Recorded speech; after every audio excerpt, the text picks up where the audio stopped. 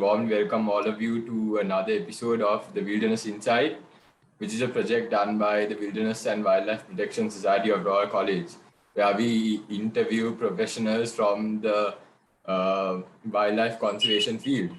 So my name is Sarit Tahangam and I have my colleague Dharmaratne here with us. We are from the Senior Committee of the Wilderness and Wildlife Protection Society, and we will be hosting today's discussion. So for today's discussion, we have Mr. Sampath Seneviratne here with us.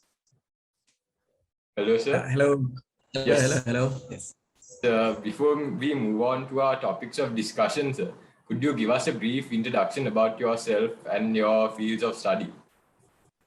Yes, I'm by profession, I'm a senior lecturer at the University of Colombo, Faculty of Science. And I'm a zoologist, a senior lecturer, a scientist,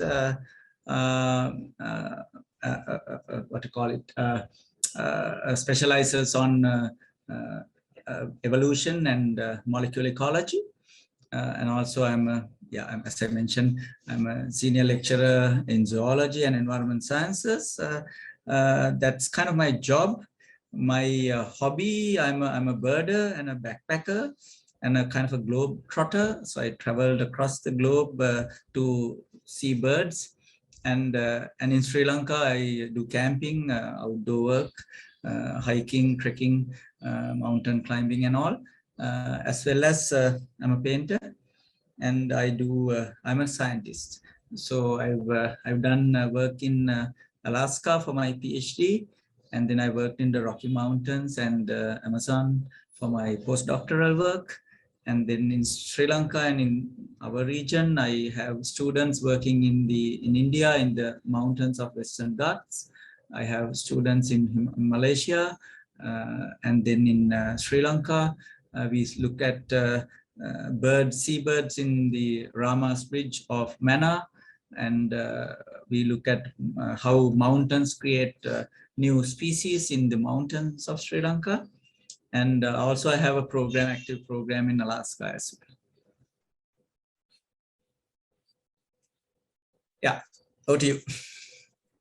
Thank you, sir. So moving on to our first question, sir. So you studied evolutionary ecology, if I'm not mistaken. So what kind of steps do you follow? Yes. So thank you, sir. So what kind of steps do you follow in studying species adaptations, and what kind of challenges do you have to overcome, sir? If I heard your question correctly, so you asked what kind of issues facing studies of molecular ecology, is that right? Yes, sir. Okay, it's like this. Molecular ecology, you can study it in two ways. One, you can be a lab rat. You can have a laboratory, high-end laboratory.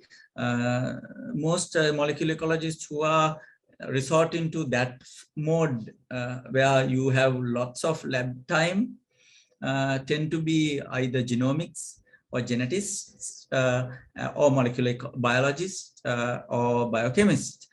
Another way of being a molecular ecologist is that you have a more of a field programs using field stations, like exotic places. You have to travel a lot. And then you bring samples or material to the laboratory and spend time in the lab. So I resort into that second mode, where I have two research stations and field programs across Sri Lanka and some elsewhere. And then I bring samples, like sometimes small amount of blood, sometimes hair samples, sometimes poop, fecal matter, sometimes parasites, and then leftover food, whatever, it depends on the question.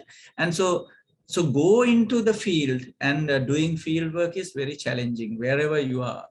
I spend time in the Arctic, in Amazon, in tropics, and in temperate North America, Europe, and all. So wherever you are, whether you are in tropics or in Arctic, whether you are in a mountaintop or a valley, whether you are in offshore, the coast, or whether you are in a river or a lake, there are challenges. Physical challenges, you have to have common sense all the time. You have to know your surroundings. You have to assess your kind of risks and your capacity, and also you have to be aware of it. So that is the kind of a very, very tough thing. And then in Sri Lanka or in wherever in tropics, the roads are not that safe. So when we go to Mana from Colombo, normally we leave Colombo in the evening, like say 5 o'clock or 6 o'clock, and then we get there by about 2 o'clock.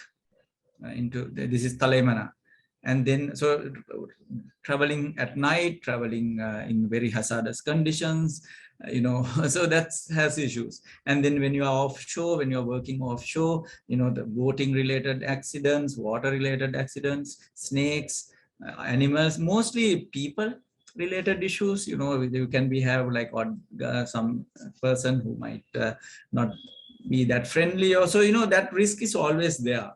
And then when you bring that samples into the lab, so in the Colombo University we have a laboratory called Laboratory for Molecular Ecology and Evolution.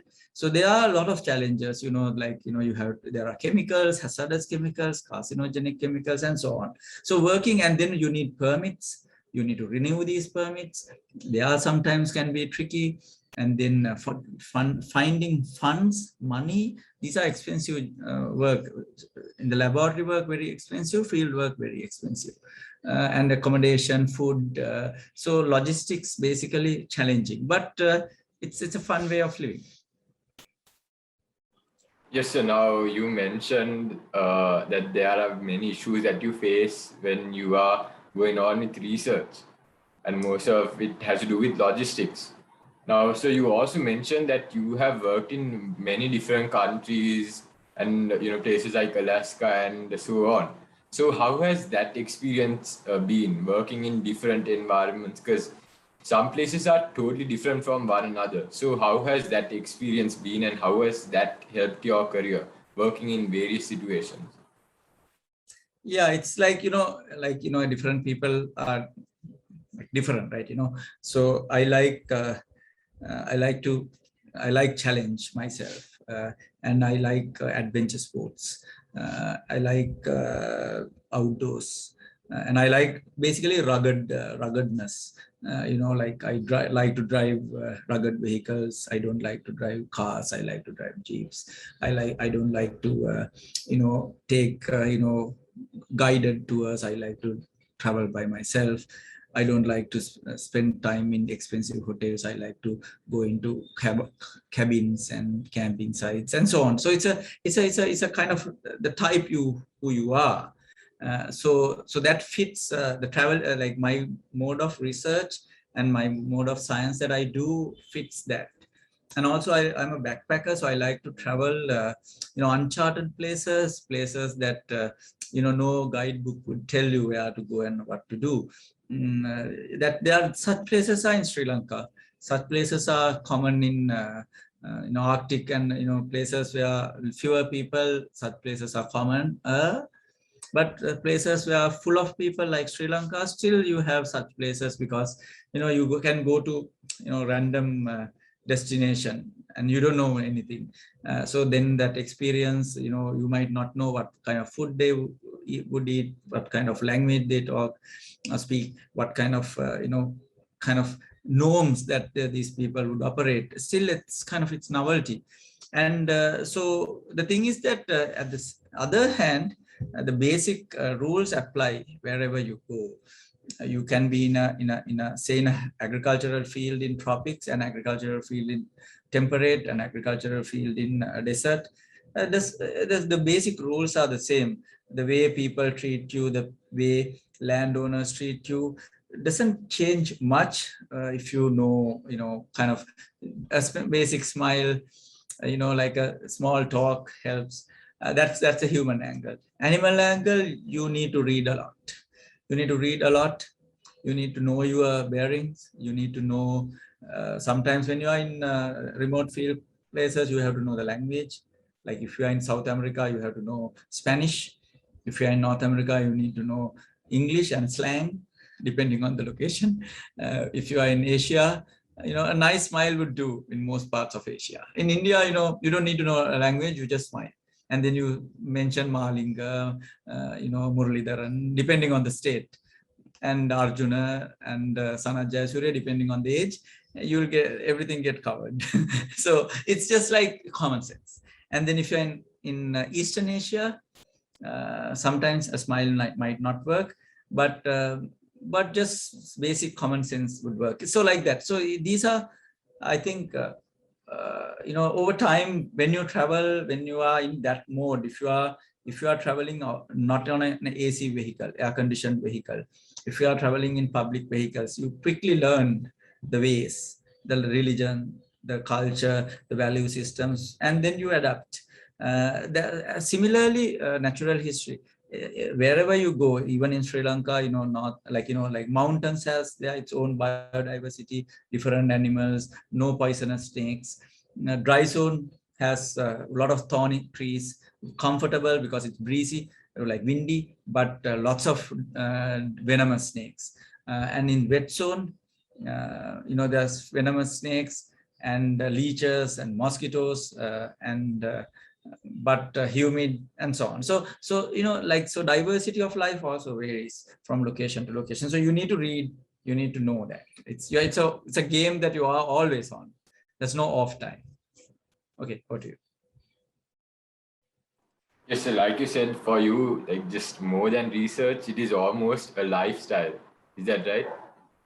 Yeah, I mean, if you are a scientist, it's like if you have a chicken farm, you are a chicken farmer 24/7, because it's not like you can't switch off, because the farm has to go on. Whether it's a Poya day or a Christmas, or you can't just shut it down. So you are a chicken farmer in Christmas day, you are a chicken farmer in Vesak Poya day, you are a chicken farmer at night, you are a chicken farmer during daytime. If you are a nurse, again like that. If you are a medical professional, like that, it's not a job that you can switch off. So if you are a scientist also, it is it's like a 24/7 thing, especially if you own a research station and if you own a lab, then basically there's something happening. You can't just shut yourself down, and it's a way of living. It's not I guess most jobs are like that. If you are a mariner, you are a mariner. You can't say, okay, of 8 to 5 I'm a mariner, 5:30 I go to a pub and I have some other thing. It doesn't work like that. Most jobs, unless you do like a really office job where after the job you just lock your locker and you're off, and then you come back next morning. These are like, in a way, semi-blue collar jobs, the white collar jobs and blue collar jobs thing. So it's a kind of a blue collar job. It's a job that you have to have your hands get dirty and muddy, and your heart and soul both on it. But the rewards are very high. That's a good part of it. It's if you are that type, then science, outdoor work, nature, exploring life has a lot of rewards. If you are not that type, there are other ways of being a scientist, being a white collar scientist where you never step out of your lab, but still it's a 24/7 job. Yes. Thank you, sir. So moving on to our next question, sir. Sir, what do you think that are the threats to Sri Lanka's endemic and rare birds that are living in the country? Can you repeat that? Your audio is a bit low. Yeah. So what do you think are like so what do you think there are the threats to Sri Lanka's endemic and rare birds that are living in the country? Sri Lanka is an island. So normally island animals are restricted by space. And there's most island animals, they don't have anywhere else to go because they are surrounded by water. And endemicity is very high in islands. Like majority of endemic animals and plants in the world, in this planet, are found on islands. So especially the medium-sized islands, not very large islands or very small islands, tend to have the highest number of endemics. The reason is that they are isolated from rest of the world. So their genes, their ecology, their behaviors are kind of evolved over sometimes thousands and thousands of years time, sometimes millions of years time in that island, and they are isolated, they're shielded by the rest of the planet, basically by water. So Sri Lanka is also an island. So our life, if you can't fly out of it, or if you can't swim out of it, basically you are stuck there, right? So all island life has that problem where you are living in a finite space. And when you, so that's naturally a challenge. So if there's a hurricane, if there's a cyclone, if there's a volcano eruption, something happen, then your space get even smaller, and sometimes animals go extinct or the population severely reduce. Sri Lanka also has the same problem, you know, when there's a very bad wind or a flood or a drought, some animals can have a lot of problems. And then you have predators on the island. So if the predator population grows, island species tend to go extinct because they have nowhere else to go. And humans are a bloody bad predator. And we have 22 million of them in this planet island. That is way too much for our endemic animals or our native animals and plants. Because we don't just live, we introduce cats, we introduce dogs, we want roads everywhere. I mean, it's almost like we are like maniacs. We cut roads in national parks, we cut roads in sensitive areas. Every politician wanted to have another road because probably they can get a commission out of it. So the roads are everywhere, and so the roads kill.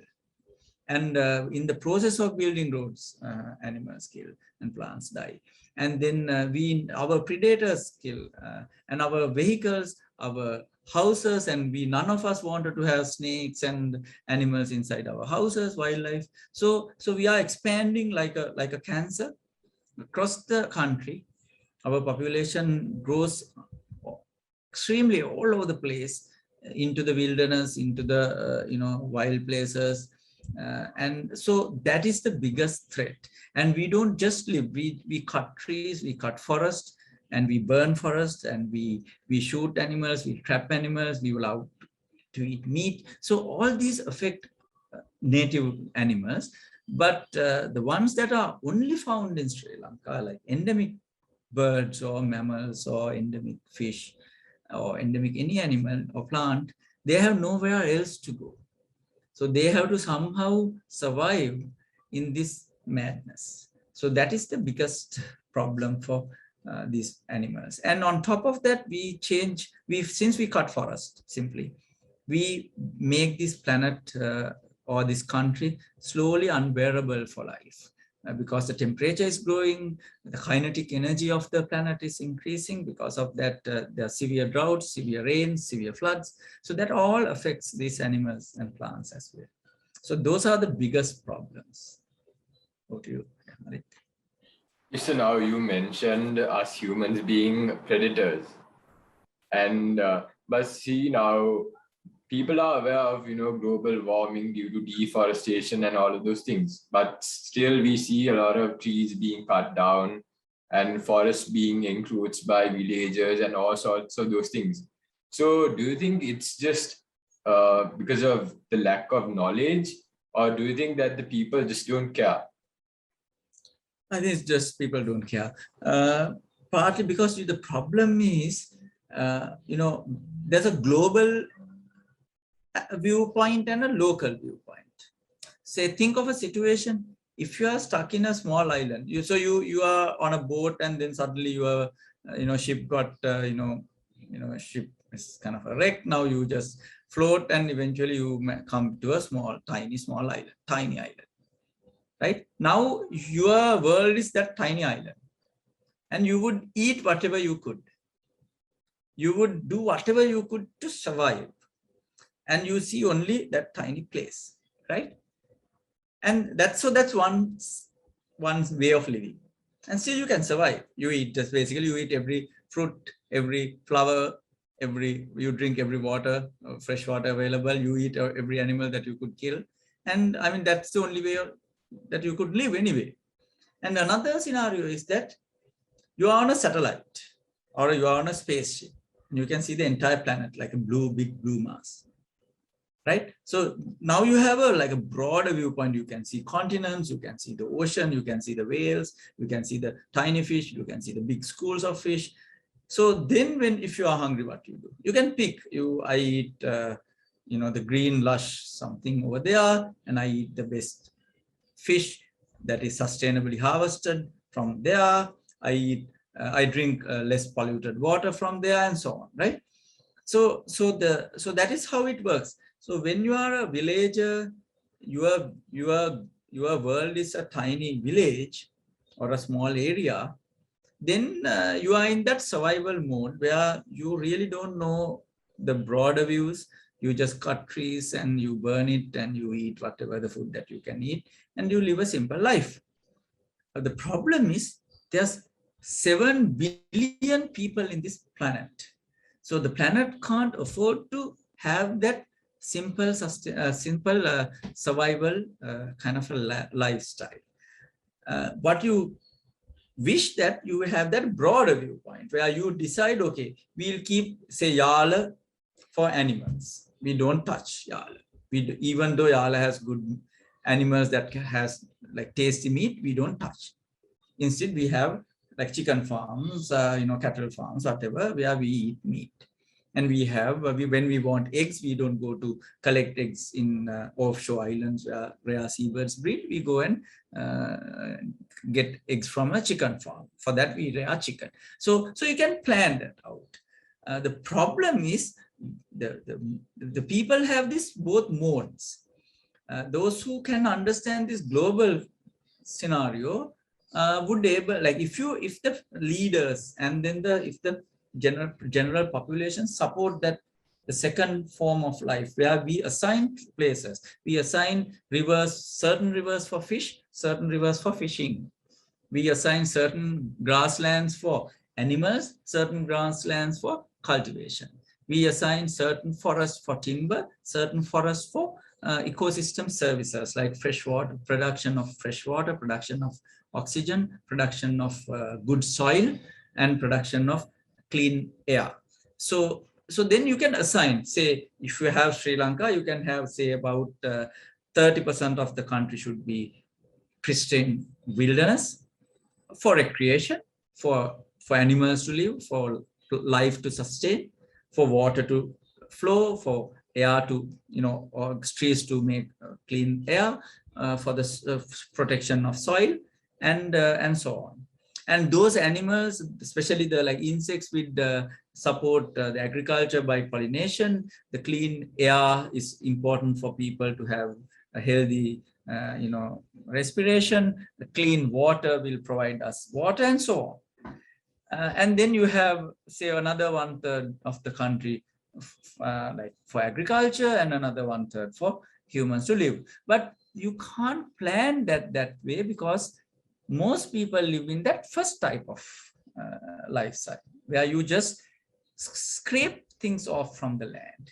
And the unfortunate thing about places like tropics is that then the voting, the social systems are built upon that survival type of mode, where so their representatives support that system, and so people encroach into the wilderness, so the wilderness get distracted, and so on. So the cycle starts there.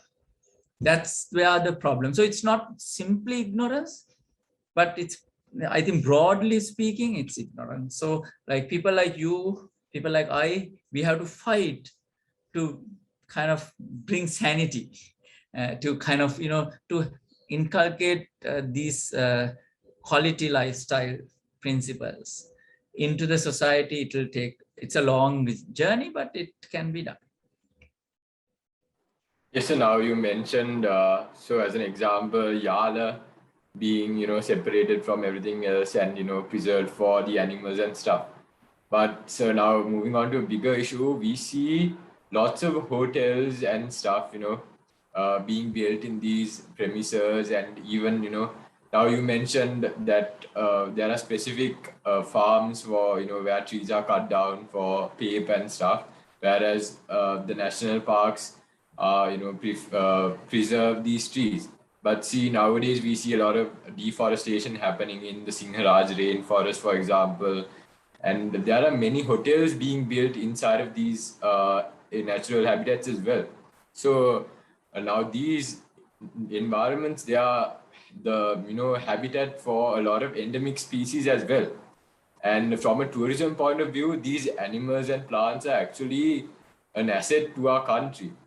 But still, people go on and build hotels in these areas because the views and all are breathtaking, and the experience is like none other, and you can't really gain that experience anywhere else in the world.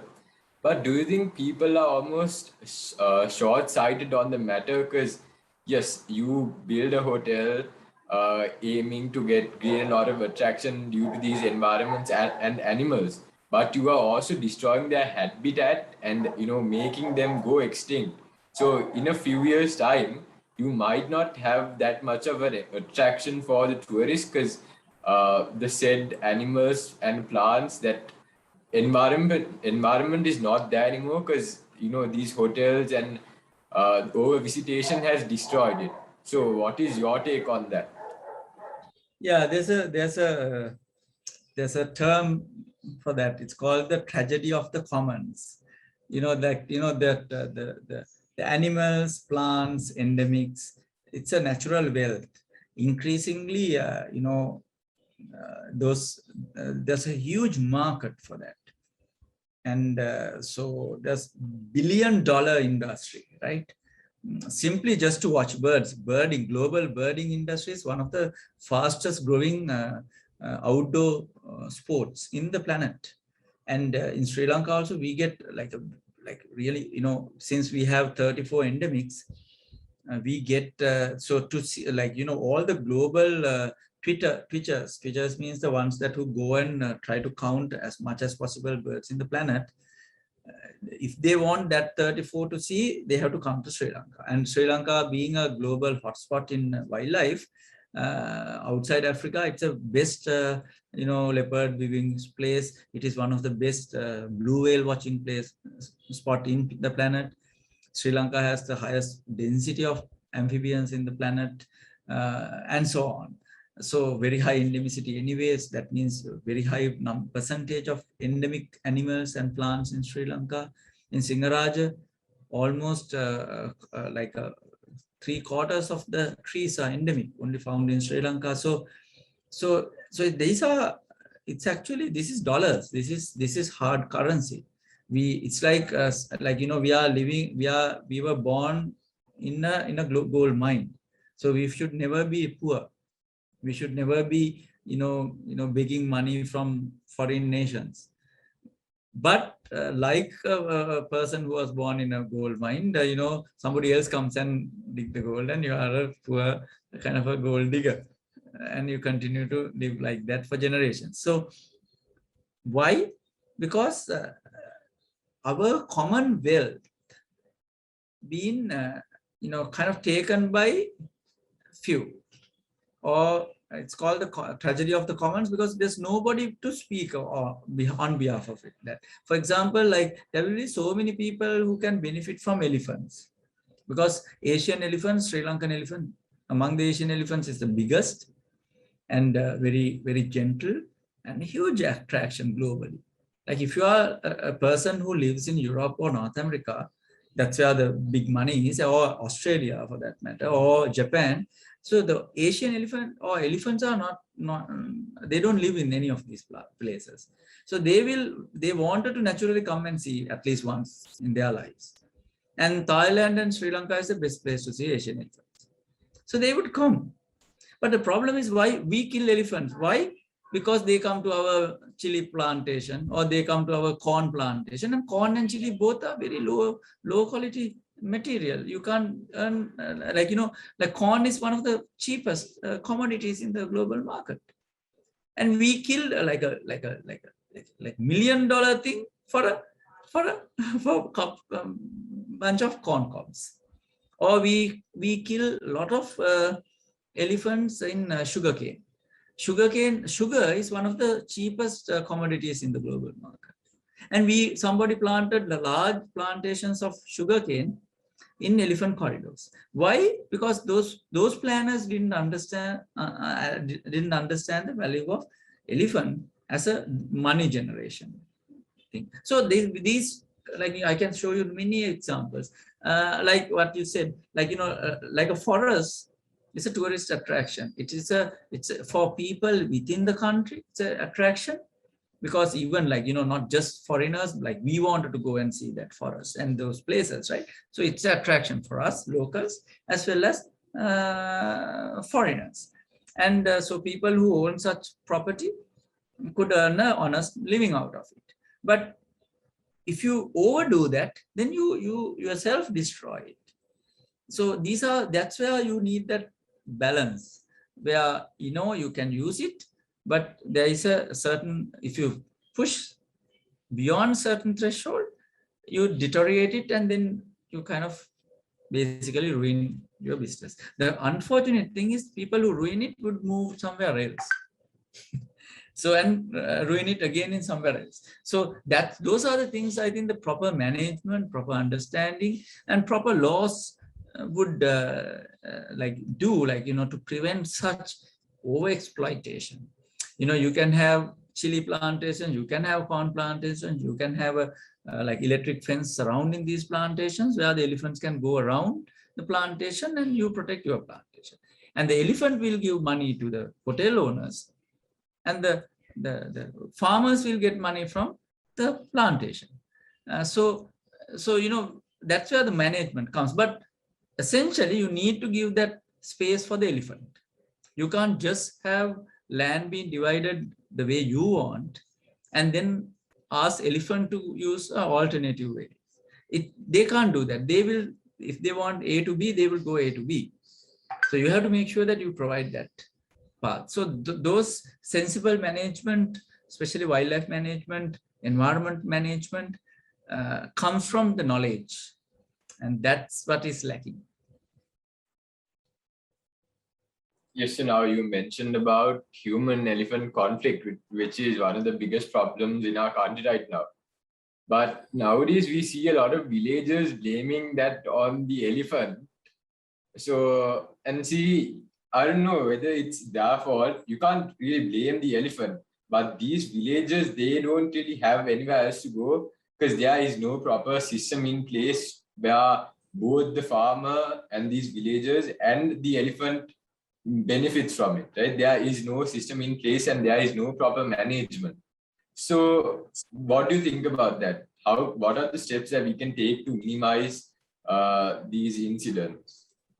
You want me to talk about steps to minimize these incidents, or you want to talk about the incident? See, now we see a lot of these human-elephant conflicts happening in Sri Lanka every single day. There are lots of casualties, and their houses are being destroyed, and you can't really blame the elephant because it's just trying to get from point A to point B. Yeah, the thing is this. Okay, the issue is when you look into the places where the reality is that the human-elephant conflict is not found in every place in this country. It is confined to the dry zone mostly. In the dry zone, there are hot spots where this conflict is intense, and there are green spots where elephants are there, humans are there. People have not. The elephants are not as angry or aggressive as elephants in certain other places, as well as people are more kind of tolerant in certain places than certain other places. The question is why? Partly the type of agriculture that you do. Say, so that is partly a factor where if you grow things that elephants love, sometimes you have intense, interactions. The other thing, when the elephants have habitat and elephants have their corridors intact, when elephants have their water intact, then normally elephants are at ease. The interactions are relatively minimal. And when you give space for both people and elephants, the situation improves a lot.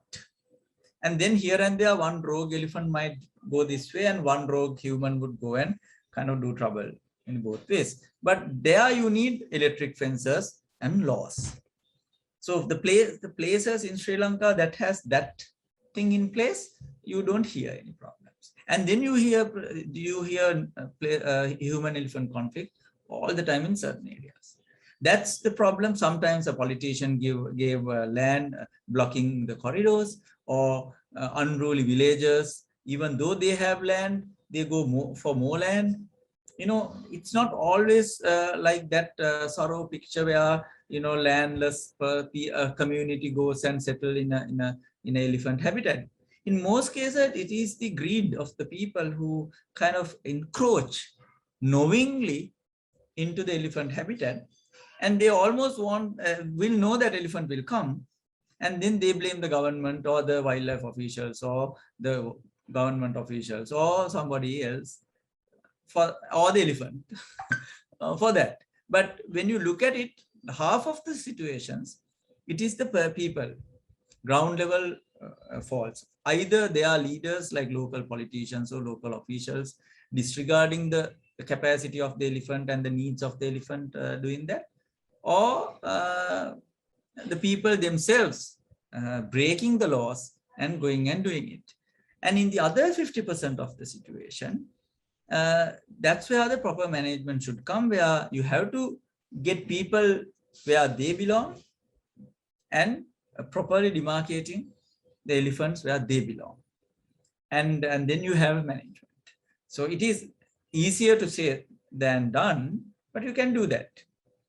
In Sri Lanka also, certain areas, that is happening nicely, and there's a fairly tolerant elephants and fairly tolerant people. So for that you need some knowledge about elephants, some knowledge about people's requirements, some knowledge about people's greed. That is also there. You have to understand that, and ignorance and shortcomings, management shortcomings. You have to have that knowledge, and also you have to have willing, genuine officers, wildlife officers, politicians, local politicians, and local police and government officials. And when you have those combination in place, you can manage these. These are not, you don't need rocket science to manage these animals, because you have about 5,000 elephants, and so to manage them. And then of that, the troublemakers are the males. The females normally don't make any problems. They normally stay where, if you give enough fodder, enough food, and enough water, and a safe environment for their babies, females don't make any trouble. It's the males. So you have to kind of keep the males in place and check them. So those are not hard work. It needs that sensible thinking and planning and implementation. Yes, sir. So like you said, we need to give the animal some space, basically. Because, I mean, it goes both ways, right? We won't like someone encroaching on our land as well. So it goes for the animal. And you said there should be sincere officers that have the knowledge about both the animal and the villagers. So, and yeah, it is really important because, like you said earlier, Sri Lanka is a gold mine. It's just that we don't see the opportunities that we have, and we don't really harness it properly. So since we are running a little tight on time, sir, so moving on. Now, as you all know, COVID is a huge problem, and due to this pandemic, the whole world is at a halt. Now, like you said at the beginning, you have you don't have like a certain workplace. You move to different places in the country, or if not the world, because you do research in all kinds of environments. So due to the pandemic, how has that been, traveling from one point to another, and all the logistics, and how has that been, and how have you managed to cope with that? Yeah, I mean, across the globe, field research programs has been severely hampered. Same in Sri Lanka, when you have travel restrictions, simply, you have travel restrictions. More so sometimes, even though you have a legitimate reason to travel, because we do a lot of diseases related research as well. So for that, you go and collect blood and study certain, parasites and all. So you have a legitimate reason to travel, but then the problem is that you yourself get exposed, and there's a danger.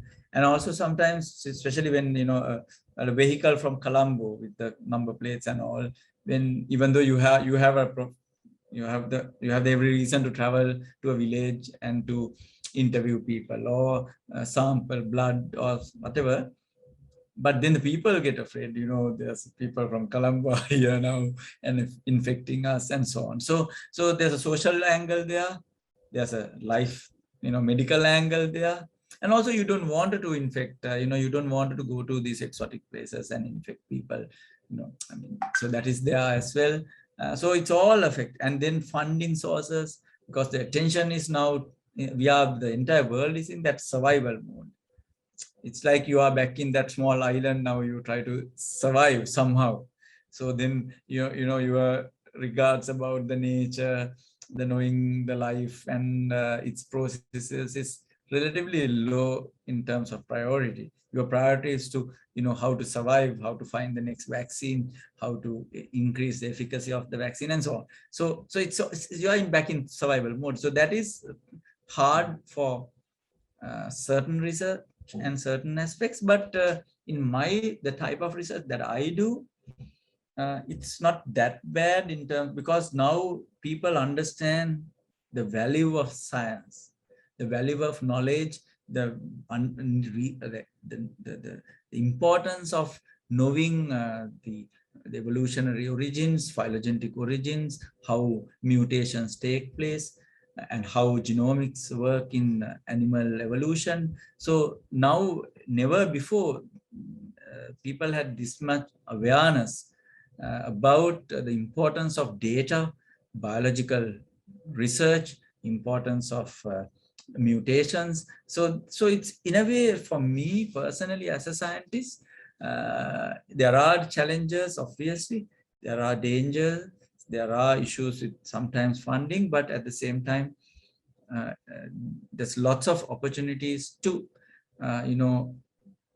kind of save the wildlife, the people, the planet from future pandemics, from this sort of processes in the future. So that's there are challenges, but at the same time there are opportunities. If you are a scientist, if you are a biologist, if you are a person who are interested in life on this planet, there's always opportunities. Every challenge has an opportunity as well. Yes, Thank you, sir. Okay, over to you, Mali. Sorry. Thank you. Thank you, sir. Thank you for sharing our valuable knowledge with us. So unfortunately, our time has come to an end. So hope you enjoyed it. Thank you very much, and we wish you all the very best for your future projects, sir. And you too, all the very best. So thank you for sharing all your information. It was a really interesting and informative, interactive session. So thank you. Thanks for being a part of this. So we wish you great health during these tough times, and we hope you the best. Thank you for joining. And same here, and stay safe. And thank you very much for having me. Okay. Good night. Thank you very much, sir. Good night. Good night, sir.